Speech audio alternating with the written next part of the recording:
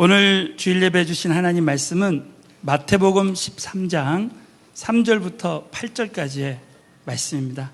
우리 처음 오신 분들 위해서 주보 안에 보면 주일 예배, 하늘색 주일 예배 설교 개요가 있습니다. 우리 참고로 하시고, 또 우리 가정교회 예배를 나눌 때 거기에 4W, 그래서 가정교회 예배 순서에 또 말씀도 다 나와 있습니다. 우리 같이 믿음으로 크게 한번 봉독하겠습니다.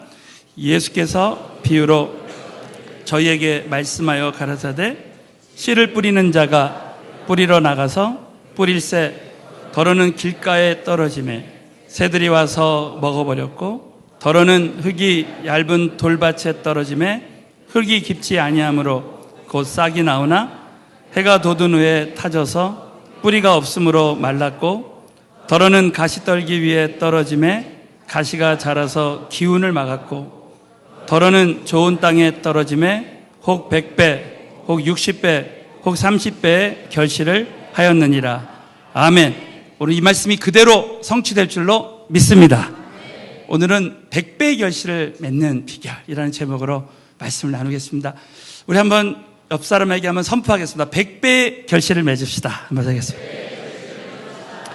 참 누구나 다 결실을 맺기를 원합니다. 똑같이 신앙생활을 해도, 똑같이 예배를 드려도 어떤 사람은 100배의 결실을 맺는 사람이 있어요. 오늘 이 말씀, 주제 말씀, 우리 마태복음 13장 3절부터 8절을 우리 한 번만 더 크게 한번 봉독하겠습니다. 시작.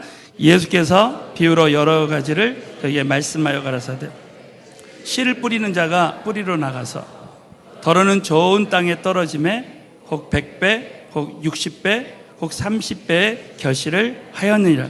이 말씀은 씨 뿌리는 자의 비유입니다. 천국에 대한 비유인데, 여기서 씨를 뿌리는 자는 우리 하나님이시고, 이 씨는 복음의 말씀, 성경 66권 말씀을 상징합니다. 그리고 이 밭은 우리의 심령, 우리의 마음밭을 상징해요.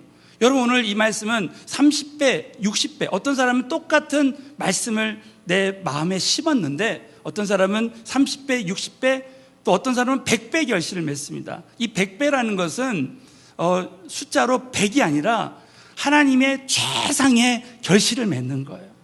우리 사랑하는 성도님들은 정말 하나님의 최상의 결실을 맺는 성도님들이 다 되시기를 주의 이름으로 축원합니다. 그래서 교회에 가보면 그 성도님들의 그 마음밭에 따라서 교회가 열매가 달라집니다.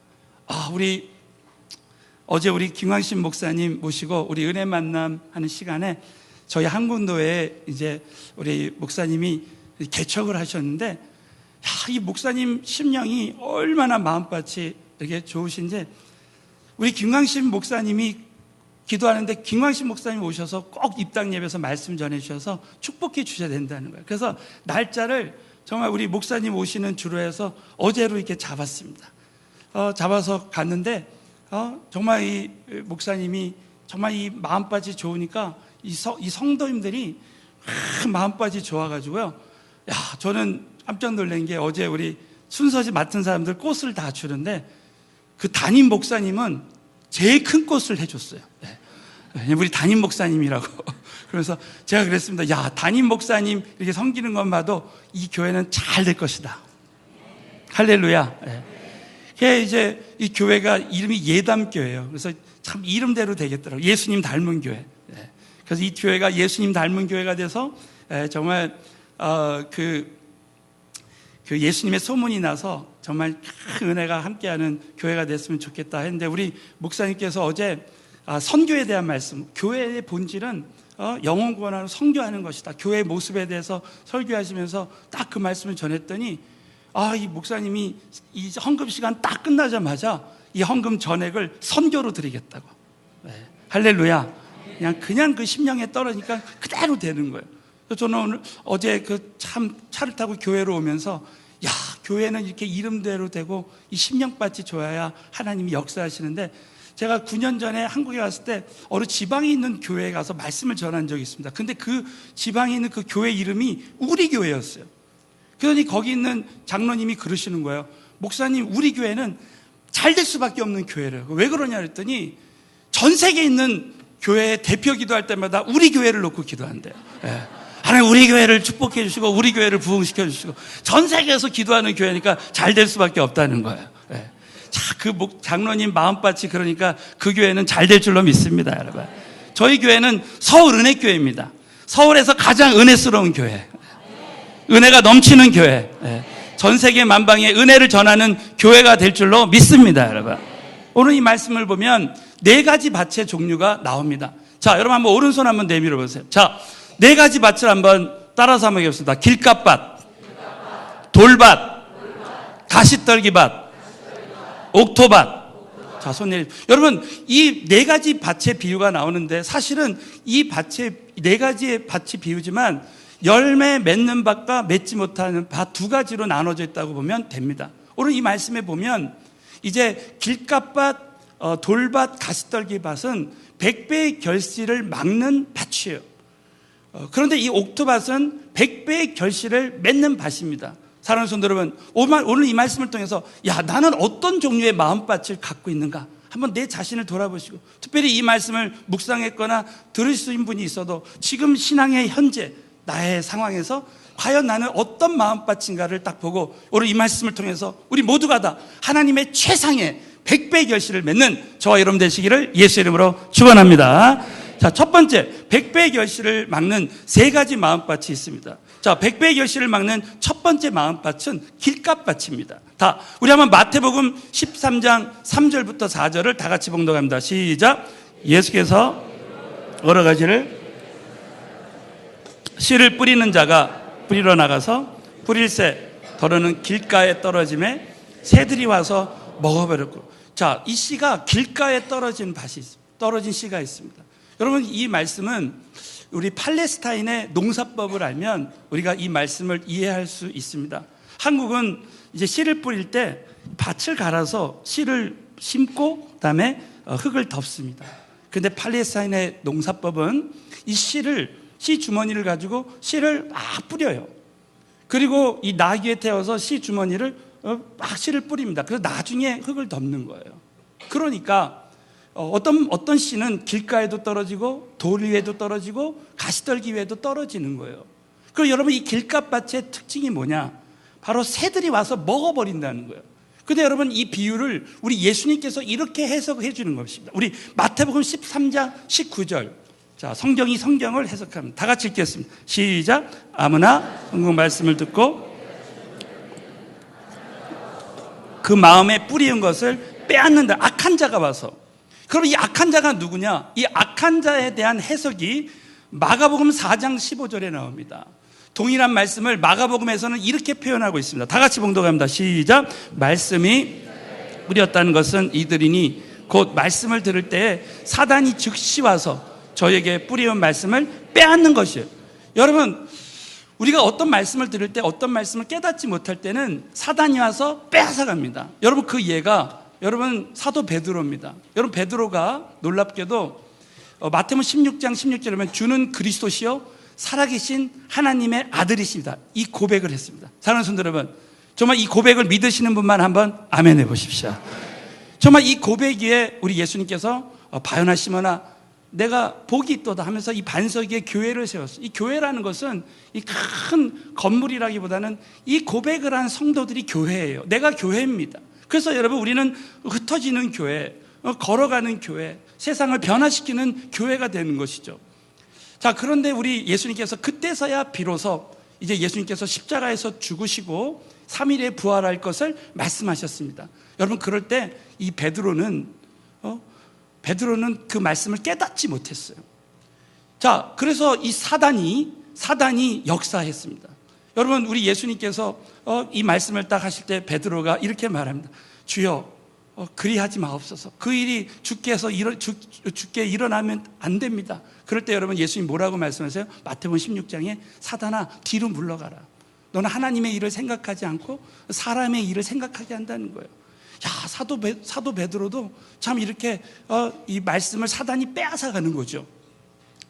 여러분, 한번 물어보겠습니다. 성경 다음에 가장 많이 읽혀진 책이 무슨 책일 것 같습니까? 네? 우리 9시 예배 때 물어봤더니 어떤 분이 찬송가래요. 네.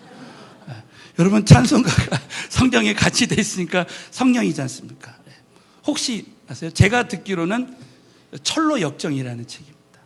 철로 역정이 그렇게 많이 읽혔답니다. 그 철로 역정을 지은 존 버년이라는 분이 이제 예배를 드리는데 자꾸 말씀만 들으면 처음에는 이렇게 좀 들은 것 같은데 그 다음에 기쁨이 없고 자기가 확신이 없는 거예요. 왜 나는 이게 예배를 오래 다니면서도 이렇게 교회를 다니면서도 왜 나에게 이렇게 확신이 없고 기쁨이 없고 그럴까? 근데 이 씨 뿌리는 자의 오늘 이 비유에 대한 말씀을 듣고 아하, 내가 길가빠치구나.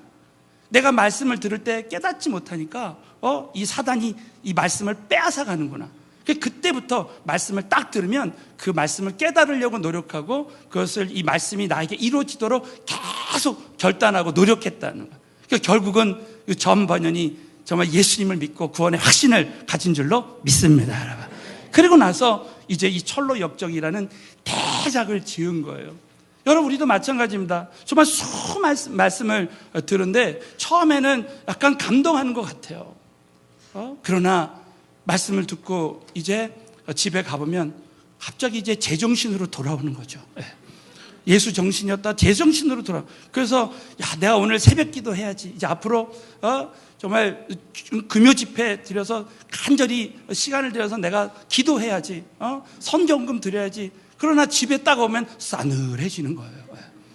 지난주에 어떤 집사님이 저한테 목사님, 참 지난주에 그 영적 침체에 대한 예레미야 말씀을 딱 듣고 자기가 결단했대요. 내가 한번 내일부터 새벽 기도하리라. 딱 그렇게 했는데 집에 와보니까 드라마 보고 났더니 끝났더랍니다. 그 다음날 새벽 기도 안 나고 일주일 내내 못 나왔다고 그래요.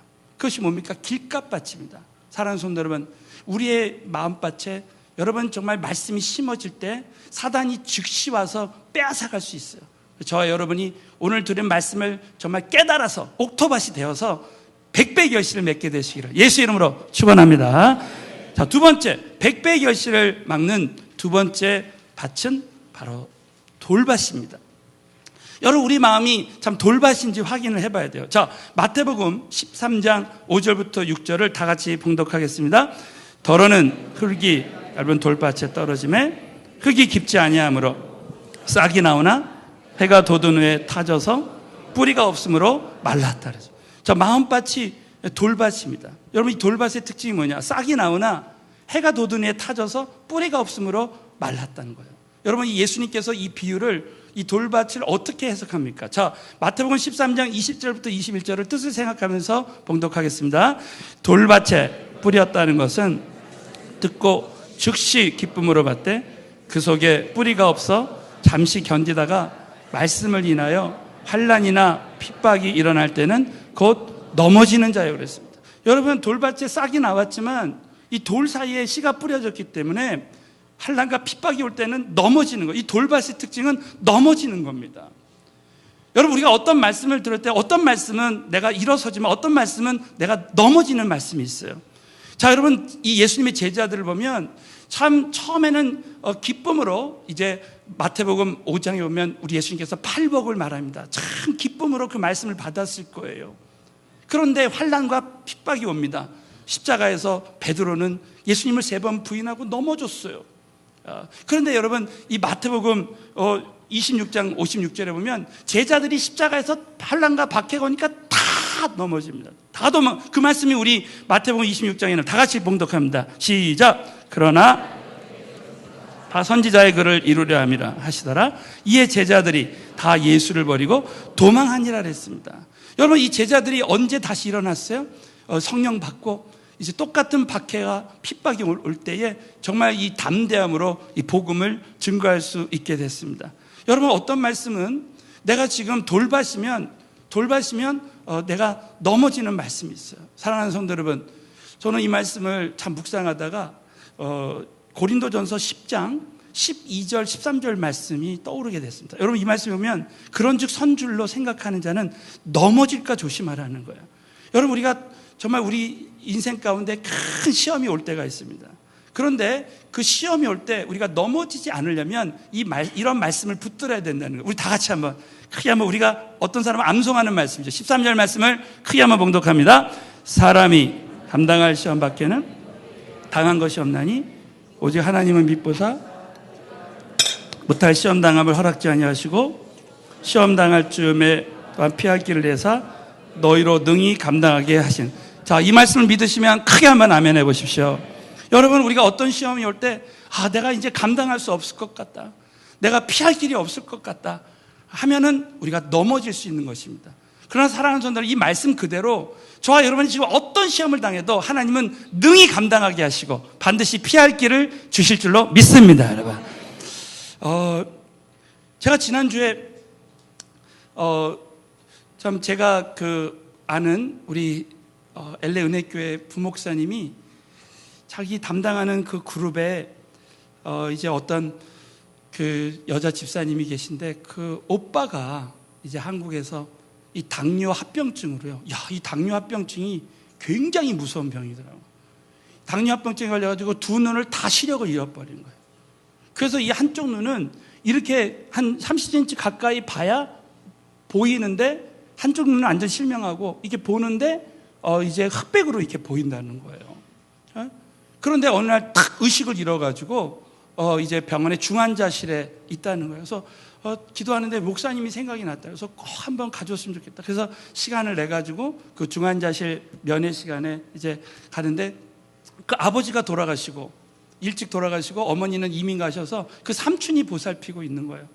그래가지고 이제 삼촌하고 이렇게 연락을 이제 하게 됐는데 얘기를 해보니까 아직 이 불신자인 것 같아요. 그래서 하나님이 정말 또 이분 전도하라고 하신 뜻일 수도 있겠다. 그래서 30분 전에 만나서 저 강남 성모병원에 중환자실에 갔습니다. 가서 이제 갔는데 그 고모도 오시고, 이 고모는 또 교회를 다니고 계시더라고요. 그래가지고 이제 복음을 말하기 위해서는 장소를 찾아야 되는데 휴게실이 꽉 찼어요. 그래가지고 이제 방을 찾는데 그 옆에 보니까 기도실이 있는 거예요. 깜짝 놀랐어요. 그 기도실 문을 딱 열어보니까 아무도 없습니다. 역시 기도실에는 안 들어가는구나, 그런 생각했습니다.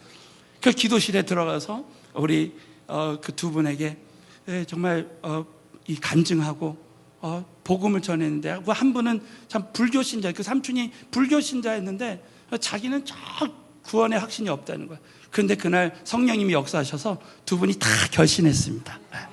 너무 감사하죠. 그리고 이제 중환자실에 이렇게 들어갔는데 정말 산소호흡기를 쓰고 이분이 의식이 없어요.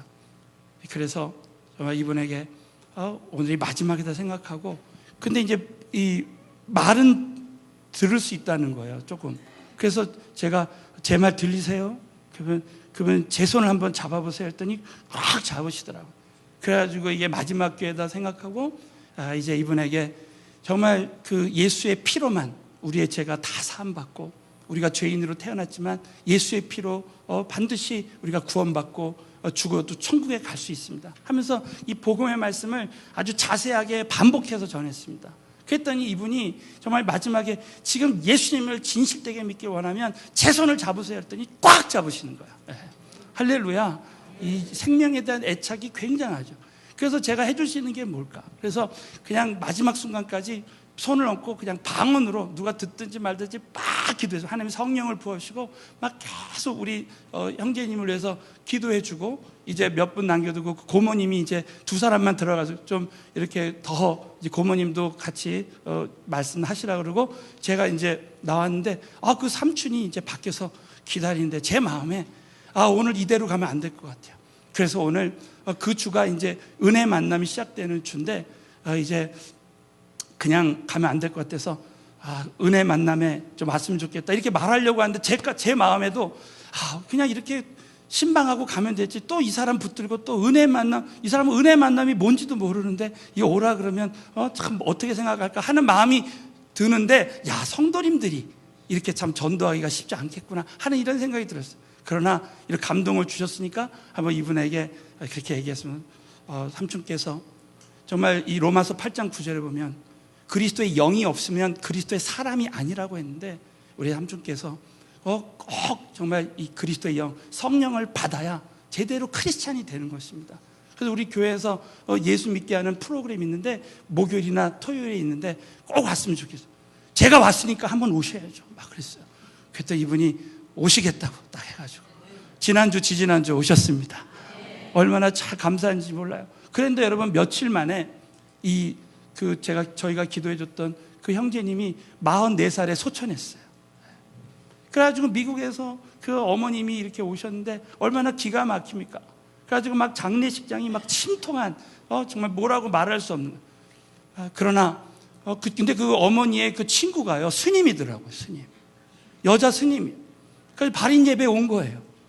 그 예배를 드리는데 절대 굴하지 말고 여기 복음 전할 수 있는 기회니까 복음 전해야 되겠다.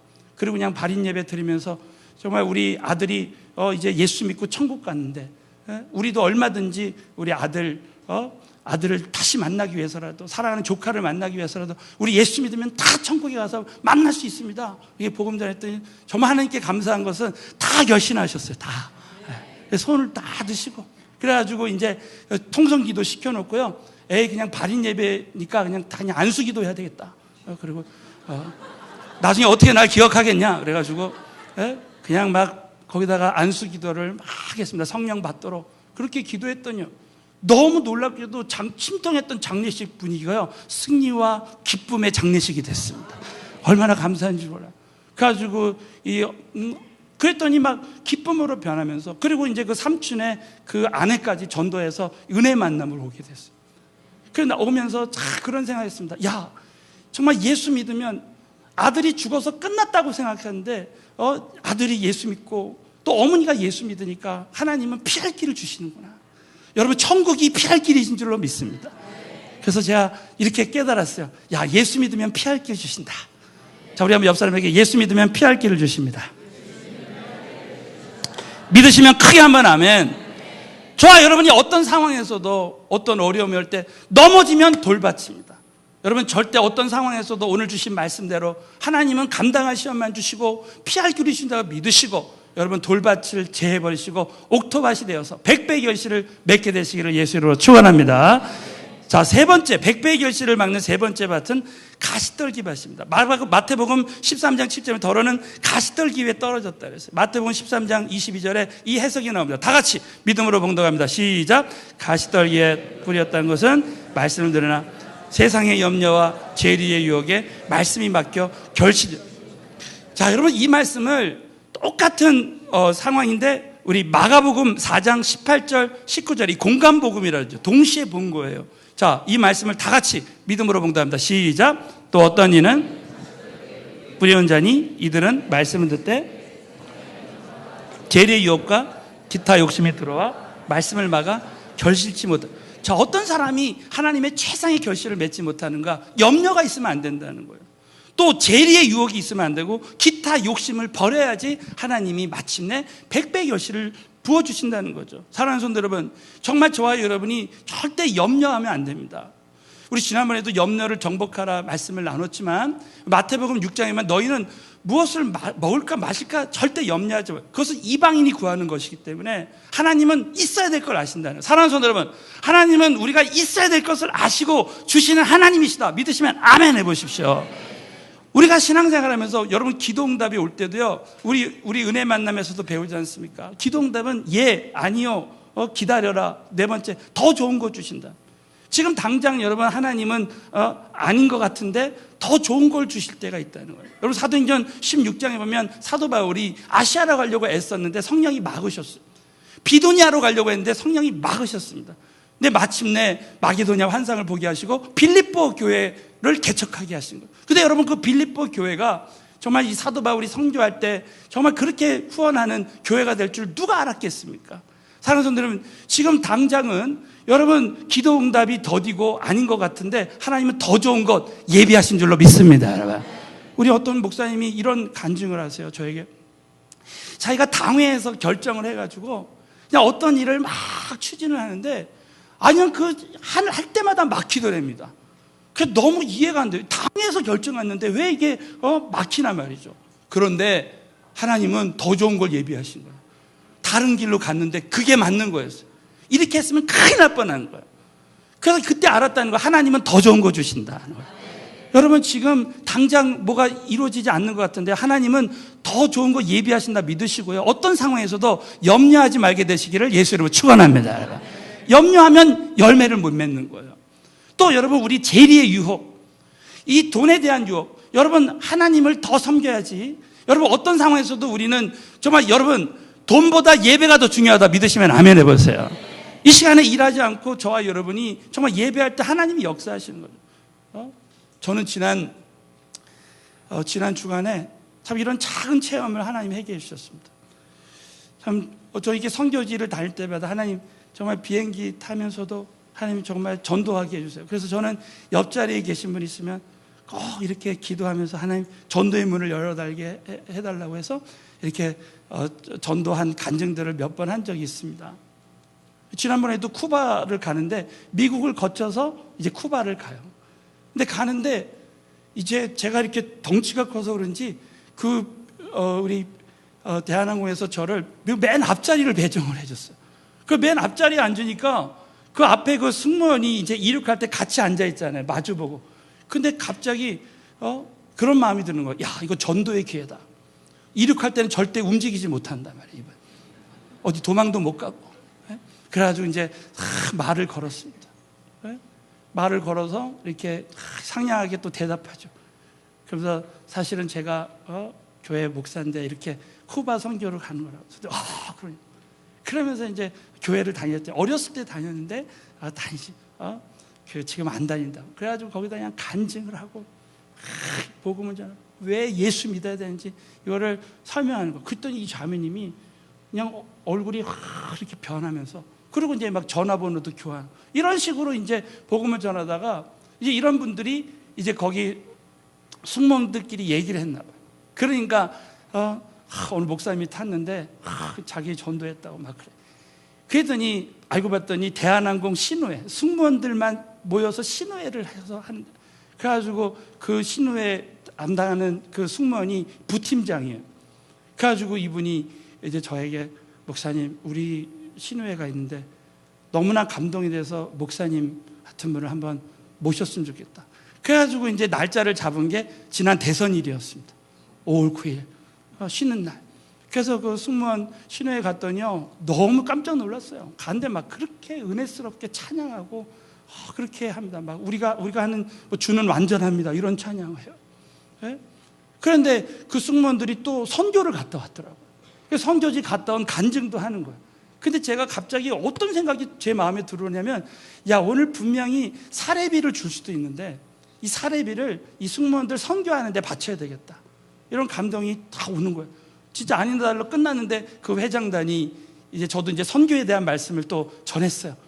그런데 그 회장단이 와서 저에게 그 사례비를 이렇게 주는 거예요. 그래서 제가 오늘은 제가 이 사례비를 안 받고 이 신우회에서 썼으면 좋겠다. 목사님 이거 안 받으시면 안 된다고 그래요. 그래서 그러면 제가 이걸 일단 받고 오늘 선교 간증했는데 이 승무원들이 선교하는데 썼으면 좋겠다고. 그랬더니 빨리 받으시더라고요. 그래가지고 이제 받으셨는데 오면서 너무 기쁜 거예요. 마음이 기쁜데 저를 소개했던 알고 봤더니 그분이 또 신우회 부회장이에요. 그분이 그러시는 거예요. 목사님 저희들끼리 회의를 했는데 앞으로 목사님 계속 오셔야 될 것 같고 그리고 목사님 교회에서 선교하신다고 하는데 목사님 교회에서 하는 선교지에 우리가 다 따라가고 싶다는 거예요. 얼마나 참 감사한지 몰라요. 근데 우리 교회 선교지 가려면 이 탄자니아나 이 캄보디아나 이런 데 가려면은 일단 우리 교회에서 하는 3박 4일 우리 사랑의 불꽃을 해야 된다. 그 우리 원로 목사님이 또 그거 하시는데 같이 저랑 하는데 그걸로 오셔야 된다. 그래가지고 이제 날짜를 줬어요. 그랬더니 승무원들이 3박 4일 이 휴가가 쉽지는 않대요. 그러나 자기는 꼭 오고 싶대. 그래서 자기가 신우회에 광고를 하겠다 그래요. 할렐루야 그래. 그걸 들으면서 재리의 유혹. 목회자들에게도 재리의 유혹이 있을 수 있어요. 그러나 그동안 참 제가 이런 마음이 들었습니다. 비행기에서 그렇게 전도를 했는데 정말 이번에 그 재리의 유혹 그걸 이길 때 그걸 주님 앞에 드릴 때 하나님이 이렇게 선교의 문을 열어주시기도 하는구나. 사랑하는 성도 여러분, 저와 여러분이 정말 이 땅에서 재리의 유혹, 기타 욕심, 염려가 온다 할지라도요 그것을 다 내어버리고 우리 심령이 정말 옥토밭이 돼서 백배 결실을 맺게 되시기를 예수의 이름으로 축원합니다.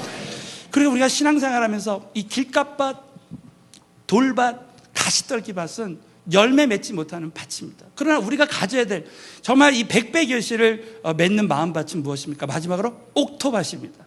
자, 여러분, 이 옥토밭은 오늘 성경 말씀에 두 가지 특징이 있어요. 여러분, 이 말씀을 탁 붙들고 갔으면 좋겠어요.